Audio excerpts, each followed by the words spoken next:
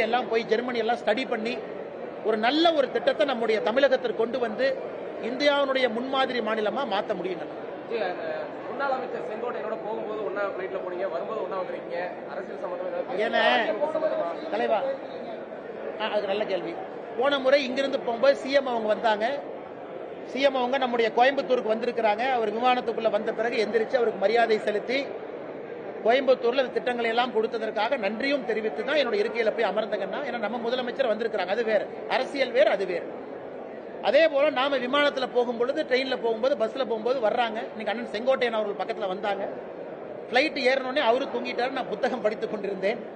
இதுக்கு சாட்சி ஏர் ஹோஸ்டஸ் மட்டும்தான். நான் என்ன சொன்னாலும் நீங்க நம்ப மாட்டீங்க. நான் புக் படிச்சு அவர் தூங்கிட்டாரு. இறங்கும் போது நல்லா இருக்கீங்களான்னு கேட்டாரு. இறங்கி வெளியே வந்துட்டோம். வெளியே வரும்போது நீங்க போட்டோ எடுத்தீங்க. ஆனா விமானத்தில் அவர் தூங்குனது ஏர் ஹோஸ்டஸ் தாங்க நான் தெரியும். ஏன்னா அவரு சட்டப்பேரவையிலிருந்து வர்றாரு. நாங்கள் பேசவே இல்லை. நான் புத்தகம் படிச்சு அவர் தூங்கினாரு. எந்த அரசியல பேசல, போகும்போது பேசல, வரும்போது பேசல.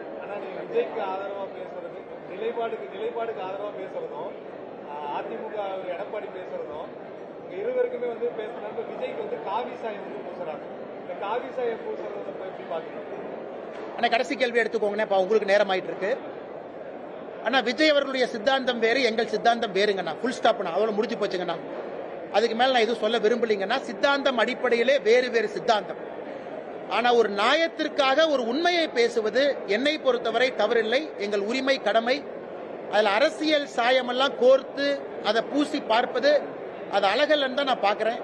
ஏன்னா பல இடத்துல நாம பல பேர்த்த பாராட்டி இருக்கிறோம், பல பேர்த்தின் மீது குற்றச்சாட்டு வச்சிருக்கிறோம்.